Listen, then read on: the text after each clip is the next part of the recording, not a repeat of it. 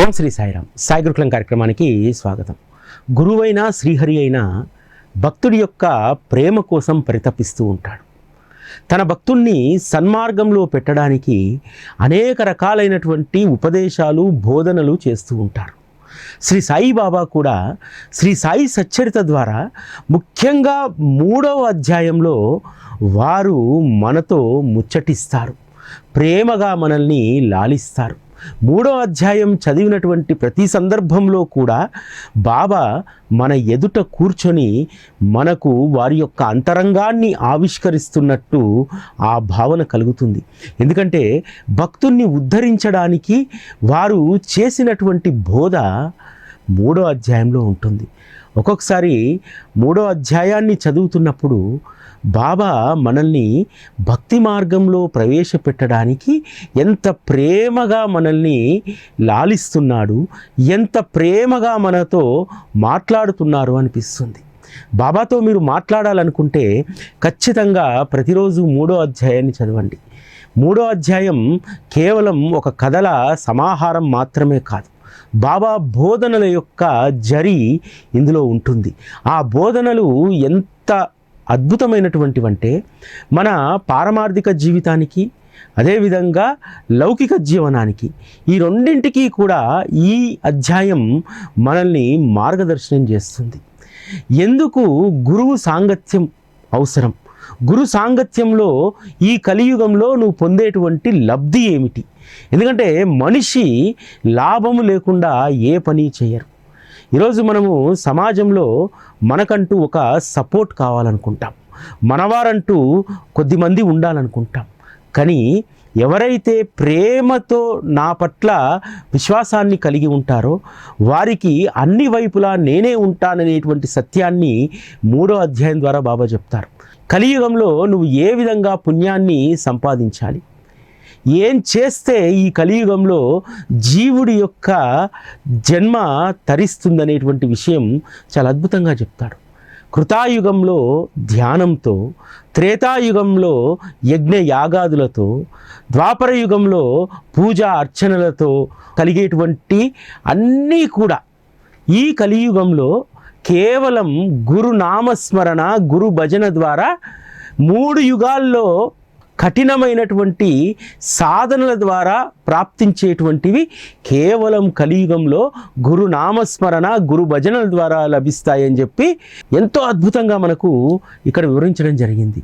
అందుకనే మనము నిత్యము కూడా గురు భజనలో, గురునామస్మరణలో ఉండడానికి 3వ అధ్యాయం మనల్ని మార్గదర్శనం చేస్తుంది. 3వ అధ్యాయంలో బాబా ఎంత మధురంగా మనల్ని తరింపజేసేటువంటి బోధ చేస్తారంటే, ప్రేమతో నా నామాన్ని స్మరించే వారి యొక్క సకల కార్యాలను పూర్తి చేసి వారి ప్రేమను పెంచుతాను. ఇది సత్యం. మన సకల కార్యాలు ఈరోజు బాబా నిర్వర్తిస్తున్నారు కాబట్టే బాబా పట్ల మనకు ప్రేమ కలుగుతుంది. మన జీవితంలో మనం ఏది కోరుకున్నా, ఏది అవసరం ఉన్నా సరే మనం బాబాను కోరగానే వెంటనే మన అవసరాలను బాబా తీరుస్తున్నారు. దాని ద్వారా వారు ఏం చేస్తున్నారు? మనలో ప్రేమను పెంచుతున్నారు. బాబా పట్ల మనకు ఇంత ప్రేమ పెరగడానికి ప్రధానమైనటువంటి కారణం ఏమిటి? మనము కోరినవి, కోరనివి కూడా వారు అనుగ్రహిస్తూ. ఏ విధంగా అనుగ్రహిస్తారు? ఏదైనా కష్టం వచ్చినప్పుడు, సంతోషం వచ్చినప్పుడు, బాధ కలిగినప్పుడు ప్రేమతో వారిని స్మరిస్తాం. బాధలో కూడా మనము బాబాను ద్వేషంతో స్మరించము, ప్రేమతోనే స్మరిస్తాం. బాబా ఇలాగైతే ఎలా బాబా, నీ బిడ్డ జీవితం ఆగమైపోతుంటే నువ్వు చూస్తూ ఊరుకుంటావా? ఇక్కడ కూడా ప్రేమ ఉంటుంది. ఆనందం కలిగినప్పుడు కూడా బాబా ఇంత దయామయులు మీరు, అసలు నేను ఊహించినటువంటి ఫలితాన్ని నాకు ఇచ్చి నన్ను ధన్యుణ్ణి చేశావు అని చెప్పి అక్కడ ప్రేమ ఉంది, ఇక్కడ ప్రేమ ఉంది. కష్టంలోనూ దుఃఖంలోనూ ఒకే రకమైనటువంటి ప్రేమను బాబా పట్ల మనం కలిగి ఉంటాం. కాబట్టే బాబా మనల్ని కాపాడుతాడు. అంతేకాదు మనకు కావలసినవన్నింటినీ కూడా అనుగ్రహిస్తారు. వీటి వల్ల మనలో బాబా పట్ల ప్రేమ పెరుగుతుంది. అంతేకాదు బాబా ఇంకో మాట చెప్తారు ఇక్కడ, నా చరిత్రను, మహిమను ప్రేమతో గానం చేసేటువంటి వారి ముందు వెనుకాల నలుదిక్కుల నేనే నిలిచి ఉంటాను. ఈరోజు మనం ఏం కోరుకుంటాం? సమాజంలో మనకు ఒక అండదండలు కావాలనుకుంటాం. కుటుంబం ఉంటే కుటుంబంలో ఉన్నటువంటి కుటుంబ సభ్యుల యొక్క తోడు కావాలనుకుంటాం. మనం పడిపోయినప్పుడు మనల్ని ఆదుకునేటువంటి మిత్రులు కావాలనుకుంటాం, బంధువులు కావాలనుకుంటాం. కానీ వీరెవ్వరూ అవసరం లేదు మీకు. మీరు ప్రేమతో నా మహిమను నా కథను గానం చేస్తే చాలు. నలువైపులా నేనే మీకు నిలిచి ఉంటాను. మీరు జీవితంలో పడిపోవడం అనేటువంటిది అసాధ్యమైనటువంటి విషయం. మిమ్మల్ని ఎక్కడా కూడా తూలనివ్వను, పడిపోనివ్వను. అందుకు మీరు చేయాల్సినటువంటిది ప్రేమతో నా మహిమను గానం చేయండి చాలు. మీ చుట్టూ నేను రక్షణ కవచమై నిల్చుంటానని చెప్పి బాబా 3వ అధ్యాయంలో చెప్తున్నారు. మనందరం కూడా పారాయణ చేస్తాం. ఈ పారాయణలో ఖచ్చితంగా ఆనందం కలగాలి. ఈ ఆనందం ఎలా కలుగుతుందో కూడా బాబా ఇక్కడ చెప్పారు. నా కొరకు మనోప్రాణాలను అంకితం చేసే వారికి ఈ కథాశ్రవణంలో ఆనందం కలగడం చాలా సహజమైనటువంటిది. బాబా, నీకోసం నేను నా మనస్సును, ప్రాణాన్ని, ఈ శరీరాన్ని నీకోసం నేను వెచ్చిస్తాను.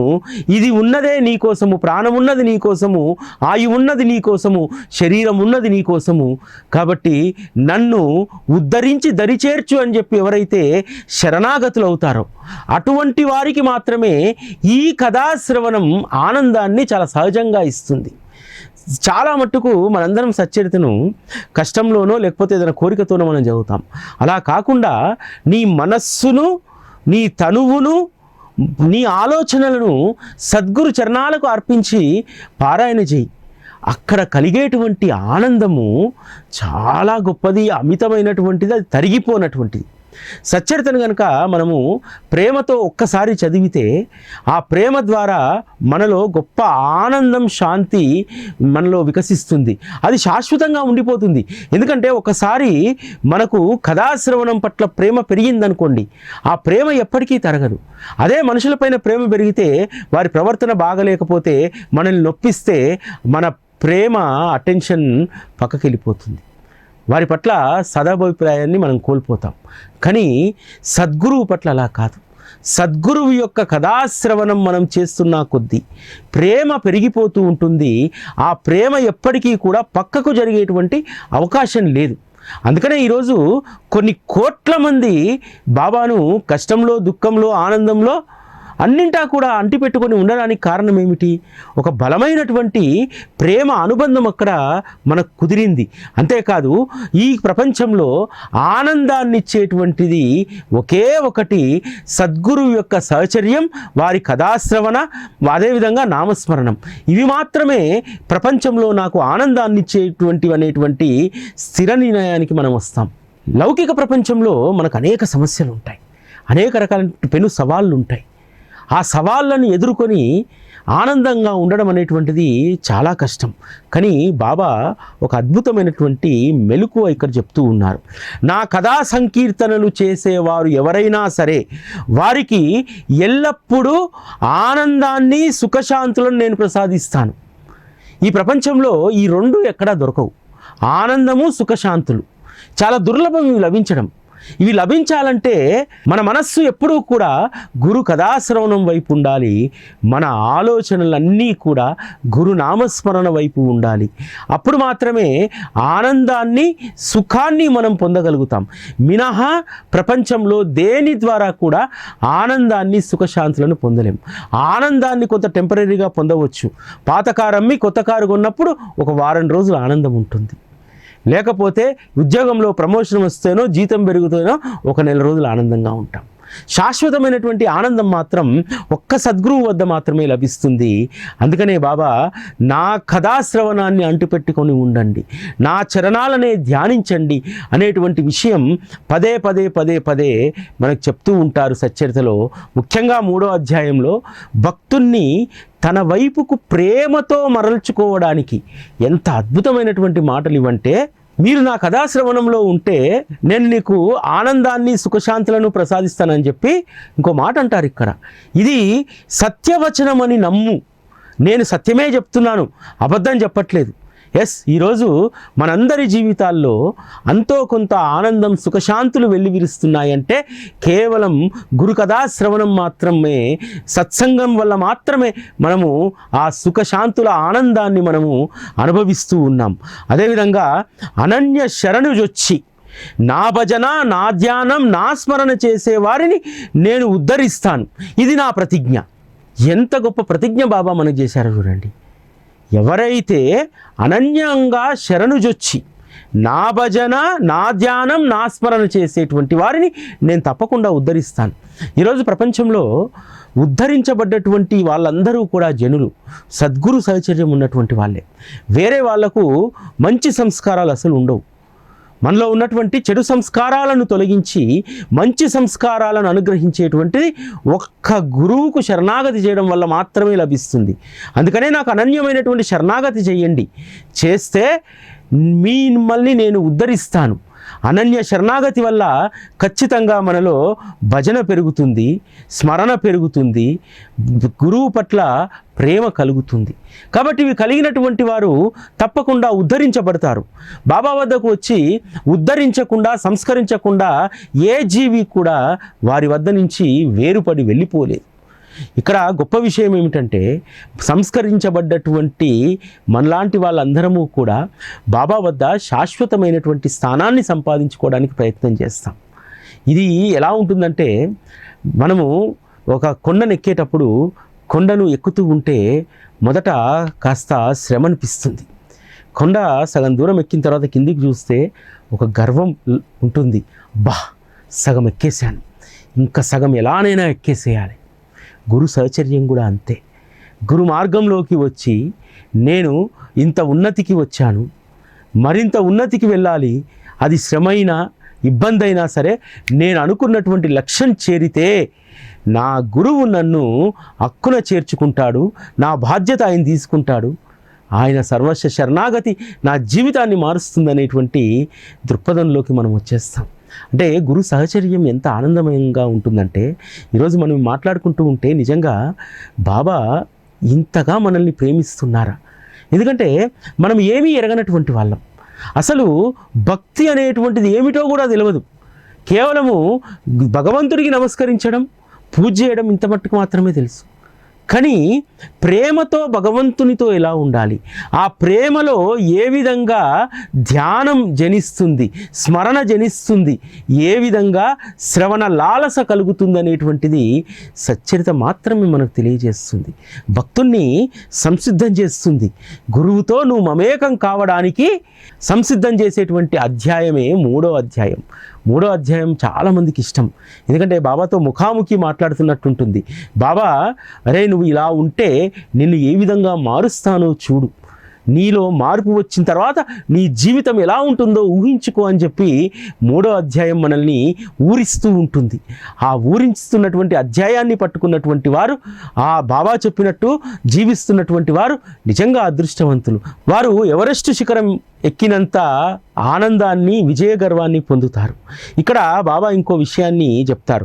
నా యందు భక్తితో నా నామాన్ని జపిస్తూ, నా లీలలు గానం చేస్తూ, నిరతం మనసులో నా ధ్యానం చేసేటువంటి వారికి విషయ సుఖాలు ఏ విధంగా గుర్తుకు వస్తాయి? అస్సలు రావు.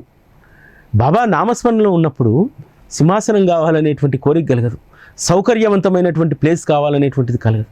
గురు సహచర్యంలో ఉన్నప్పుడు ఆ సహచర్యమే పెద్ద స్వర్గంలాగా మనకు కనిపిస్తుంది. మన ముందు కనిపించేటువంటి విషయ సుఖాలు ఏవి కూడా అవి తృణప్రాయంగా కనిపిస్తాయి. అందుకనే బాబాను ఆశ్రయించినటువంటి వాళ్ళకి ఏంటంటే, ప్రపంచంలో ఉన్నటువంటి విలాసాలు, సుఖాలు వాటిపైన మనస్సు ఉండదు. నిజంగా ఇది నా స్వానుభవాన్ని చెప్తున్నాను. నాకు ఎక్కడికి వెళ్ళాలని ఉండదు, ఎవ్వరితో కూడా సంబంధ బాంధవ్యాలు పెట్టుకోవాలని ఉండదు. అంతేకాదు ఈ సంవత్సరంలో ఒక 10 రోజులు 15 రోజులు విహారయాత్రకు పోవాలని చాలామంది అనుకుంటారు. విరామం లేకుండా ఉంటేనే సద్గురువు యొక్క చరణాల వద్ద నువ్వు స్థానాన్ని దక్కించుకోగలుగుతావు. ఏమరపాటు విరామాన్ని తీసుకున్నావో నీ పరిస్థితి అధోగతి. ఇది ఎప్పుడు నేను గుర్తుపెట్టుకుంటాను. నిత్యము కూడా ఆయన స్మరణలో ఉండాలి. శ్యామాకు చెప్పినట్టు ఏదన్నా ఆయాచితంగా పుణ్యాన్ని సంపాదించుకునేటువంటి అవకాశం వస్తే ఎందుకు కాదనుకోవాలన్నప్పుడు అటువంటి ఏదైనా తీర్థయాత్రలో, పుణ్యక్షేత్రాలో, పుణ్యకార్యాలు ఉంటే వెళ్ళాలనేటువంటి తలంపు వస్తుంది. కానీ ఈ ప్రపంచంలో ఉన్నటువంటి విషయ సుఖాలను అనుభవించాలనేటువంటి మక్కువ రోజు రోజుకు తగ్గిపోతుంది. ఎందుకంటే సత్సంగం మన మనస్సును పరిశుద్ధం చేస్తుంది. సత్సంగం వజ్రాయుధం లాంటిది. నీలో ఉన్నటువంటి విషయ సుఖాలన్నింటినీ కూడా అది సమూలంగా పెరికివేస్తుంది. కాబట్టి సత్సంగాన్ని, సద్గురువును ఆశ్రయించినటువంటి వాళ్లకు విషయ సుఖాలపైన మక్కువ ఉండదు అనిపిస్తుంది. సద్గురు యొక్క సాంగత్యం ముందు ప్రపంచ విషయ సుఖాలు ఏమాత్రము అని చెప్పి ఖచ్చితంగా మనకు అనిపిస్తుంది. ఎవరైతే అనునిత్యము వారి ధ్యాసలోనే ఉంటారో, వారిని మరవకుండా ఉంటారో, అటువంటి వారి కోసం ఒక గొప్ప అద్భుతమైనటువంటి వాగ్దానాన్ని ఇస్తారు. నా భక్తులను నేను మృత్యుముఖం నుండి లాగేస్తాను. ఎంతోమందికి ఇది అనుభవం. అనేక మంది మృత్యుముఖం నుంచి బయటకు వచ్చినటువంటి వాళ్ళు. ఇటీవల కాలంలో సింగరేణిలో పనిచేస్తున్నటువంటి ఒక సాయి బంధువు ఫోన్ చేసి చెప్పినటువంటి లీల. వారు ప్రతిరోజు కూడా ఒక అధ్యాయాన్ని పారాయణ చేస్తారు. డ్యూటీకి వెళ్ళే ముందు ఖచ్చితంగా అధ్యాయం పారాయణ ముగించుకొని వారు వెళ్ళాలి. ఒకరోజు నియమంగా అధ్యాయాన్ని పారాయణ చేయబోతుండగా ఒక వ్యక్తి వచ్చి వేరే విషయాల గురించి మాట్లాడుతూ ఉన్నారు. దాంతో 5 నిమిషాలు జాప్యం జరుగుతుంది. సరే, 5 నిమిషాలు జాప్యం జరిగినా రోజు ఎంత శ్రద్ధతో చదువుతానో ఈరోజు కూడా అధ్యాయాన్ని అంతే శ్రద్ధతో చదవాలని చెప్పి మొదలు పెడతారు. మొదలుపెట్టిన తర్వాత తను బయలుదేరాల్సినటువంటి సమయానికి 7 నిమిషాలు ఆలస్యం అవుతుంది. ప్రతిరోజు కూడా వీరికి ఉన్నటువంటి నియమం ఏంటంటే, సింగరేణిలో ఉద్యోగానికి వెళ్ళే ముందు ఆ చౌరస్తాలో ఉన్నటువంటి హోటల్ ముందు అందరూ కలిసి కార్మికులు టీ తాగి అక్కడి నుంచి అందరూ డిస్పస్ అవుతారు. ప్రతిరోజు వాళ్ళకు ఉన్నటువంటి ఒక నియమం అన్నమాట.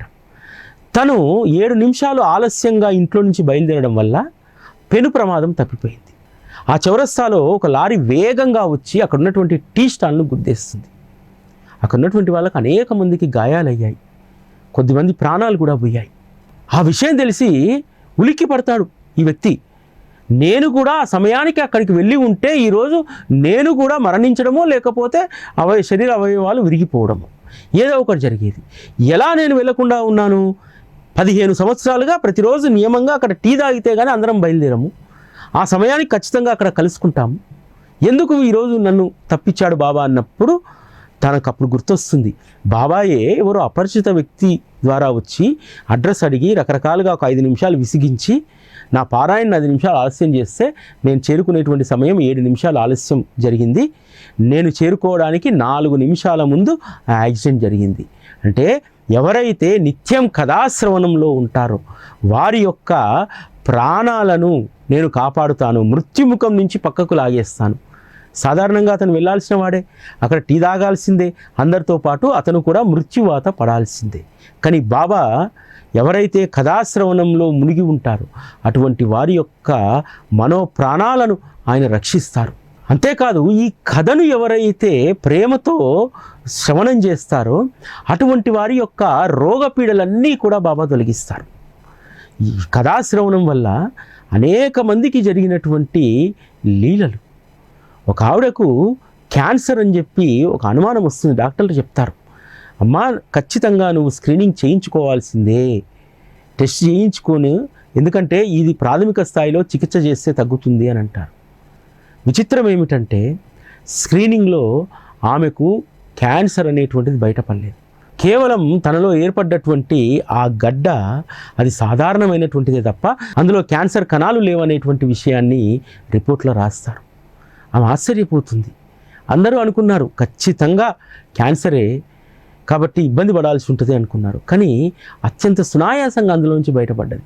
ఎందుకు? నిత్యము గురు కథాశ్రవణం పట్ల ప్రేమ కలిగి నిత్యం సచ్చరితను పారాయణ చేస్తుంది. పారాయణ పట్ల ప్రేమను కలిగి ఉంది. కథాశ్రవణాన్ని తన ప్రాణప్రదంగా భావించింది. కాబట్టి అటువంటి వారి యొక్క ప్రాణాలను ఈ రోగపీడలు ఏం చేయగలుగుతాయి? చాలామంది శ్రీ సాయి సచ్చరితను ఒక సందర్భానుసారంగా గురు పౌర్ణమికో లేకపోతే బాబాగారి మహాసమాధికో లేకపోతే మన కష్టం వచ్చినప్పుడు చదువుతూ ఉంటారు. కాదు, దీనికి నియమం లేనటువంటిది సచ్చరిత. మీ ఇష్టం. రోజు ఎక్కడ తెరుస్తారో అక్కడ అధ్యాయం చదవండి. రోజు నియమంగా ఒక కథనైనా చదవండి. మీకు ఇష్టం వచ్చినటువంటి అధ్యయనాన్ని నెల రోజులైనా చదవండి. ఏదో రకంగా శ్రవణం అనేటువంటి సాగరంలో మనము మునిగి తేలుతూనే ఉండాలి. అలా మునిగి తేలినప్పుడే మనకు వచ్చేటువంటి ముప్పులన్నీ కూడా తొలగిపోతాయి.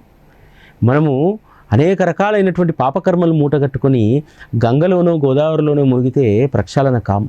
ఈ కలియుగంలో మనం ప్రక్షాళన చేసుకోవాల్సింది ఒకే ఒక పావన తీర్థము గురు కథాశ్రవణం అనేటువంటి సాగరం మాత్రమే అనేటువంటి విషయాన్ని మనం ఎప్పుడూ గుర్తుపెట్టుకోవాలి. 2వ అధ్యాయంలో సచ్చరిత అనుమతి పొందిన తర్వాత హేమాడ్ పంతు తనను తాను విశ్లేషించుకుంటాడు. నిజంగా నాకు ఈ కథ రాసేటువంటి అర్హత ఉందా? బాబా, ఈ అర్హత లేనటువంటి వాడికి గొప్ప బాధ్యతనిచ్చావు. బాబా, నేను జన్మతః బ్రాహ్మణున్నే కావచ్చు, శృతి స్మృతులు అనేటువంటి కళ్ళు లేనివాడిని. వేదాలు పురాణాలు బ్రాహ్మణులకు 2 కళ్ళు లాంటివి. ఒకటి లేకపోతే మెల్లకన్నువాడు అంటారు, రెండోది కూడా లేకపోతే అంధుడు అని అంటారు. కాబట్టి ఈ 2 లేనటువంటి వాడిని, కానీ మీరు నాకు తోడు ఉన్నారు. అదే నాకు శోభ, అదే నన్ను ఈ కథాశ్రవణంలో ముందుకు తీసుకెళ్తుందనేటువంటి విశ్వాసాన్ని హేమాడ్ పంత్ ఇక్కడ ప్రకటిస్తారు. బాబాను ఒక విషయం అడుగుతారు ఇక్కడ హేమాడ్ పంత్. బాబా, ఈ శరీరం ఉన్నంత వరకు మీ కార్యాన్ని సాధింపచేసుకోండి. అదే జరిగింది కదా. హేమాడ్ పంత్ 52వ అధ్యాయాన్ని రాసిన తర్వాత చాలా అనాయాస మరణాన్ని పొందుతారు. హేమాడ్ పంత్ శరీరం పడిపోయేంత వరకు కూడా, అంటే బాబా దగ్గరికి వచ్చిన నాటి నుండి వారి శరీరం పడిపోయేంత వరకు కూడా గొప్ప సాధనలో బాబా ఉంచారు.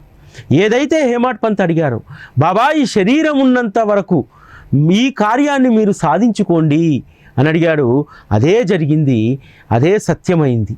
హేమాడ్ పంత్ ఎంత కృతనిశ్చయంతో ఉన్నారంటే బాబా చెప్పిందే జరుగుతుంది. బాబా ఏమన్నారు? నా కథను నేనే రచించి నా భక్తుల్లో ప్రేమను పెంచాలి, నా భక్తులను తరింపజేయాలి అని అంటారు. దాన్నే మూల సిద్ధాంతంగా పట్టుకున్నారు. గొప్ప ఉపమానం రాస్తారు.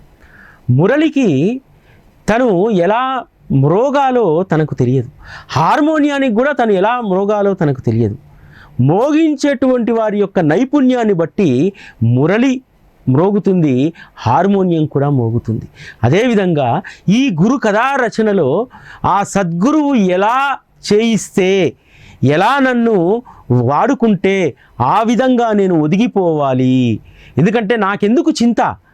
ఫ్లూట్ వాయించేటువంటి వాయిద్యకారుడికి కదా చింత. ఈ కథా ప్రబంధం ఏ విధంగా వస్తుంది, ఎక్కడ మొదలవుతుంది, ఎక్కడ ముగుస్తుంది అనేటువంటిది సూత్రధారి అయినటువంటి శ్రీ సాయి బాబానే నిర్ణయిస్తారనేటువంటి విశ్వాసంతో ఉన్నారు. అందుకనే శ్రీ సాయి సచ్చరిత ఇంత అద్భుతంగా మన చేతికి అందింది. అంతేకాదు, హేమాడ్ పంత్ రిటైర్ అవుతారు. రిటైర్ అయిన తర్వాత షిరిడీకి గురుపౌర్ణమికి వస్తే అన్నా చించినికరు అడుగుతారు, బాబా ఈ అన్నా సాహెబ్ సంసారం చాలా పెద్దది, అతనికి మరొక ఉద్యోగం ఇప్పించరాదండి, ఇంకా పిల్లలు పెళ్ళిళ్ళకు ఉన్నారు, చెయ్యాలి అని అంటే బాబా ఒకే ఒక మాట చెప్తారు, ముందు నా పనిని చేయనివ్వు, ప్రపంచం సుఖమయం అవుతుంది, వీడికి మరొక ఉద్యోగం వస్తుందిలే అని అంటారు. కానీ హేమాడ్ పంత్ చెవులో మనస్సులో ఒకటే ముద్రించుకున్నారు, ముందు నా పని చెయ్యనివ్వు, ప్రపంచం సుఖమయం అవుతుంది. ప్రపంచం సుఖమయం కావడానికి నా జీవితం ఉపయోగపడాలి. జీతం కోసం చేసేటువంటి ఉద్యోగం ఏ పాటిదని చెప్పి అసలు ఉద్యోగం కోసం అసలు హేమాడ్ పంత్ ప్రయత్నమే చేయలేదు.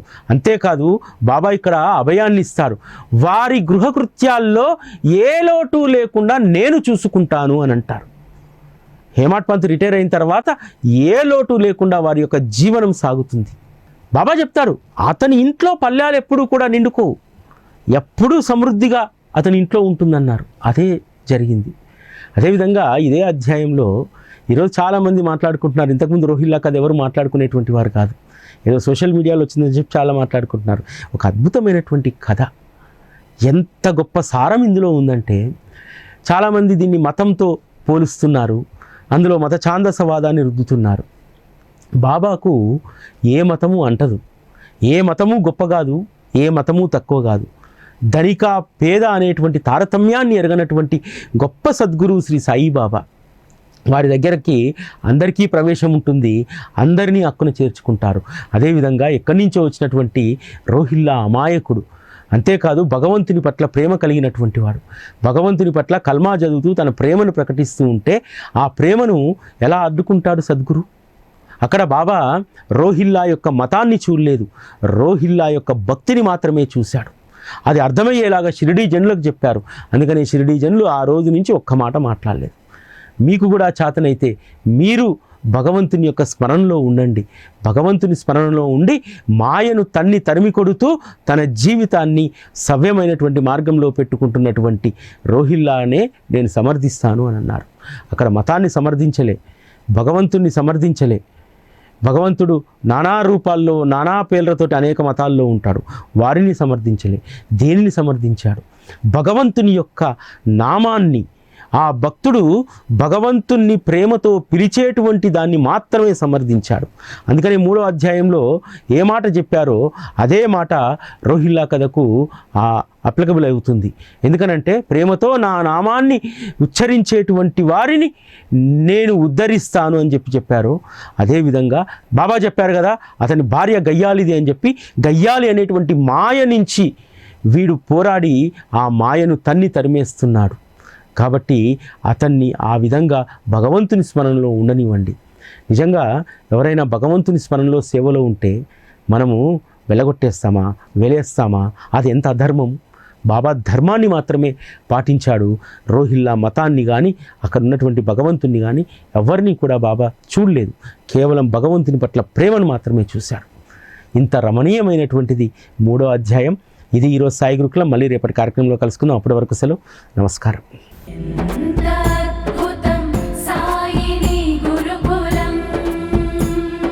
శిక్షణే తప్ప శిక్షలు లేని శరణాగతి సౌదం.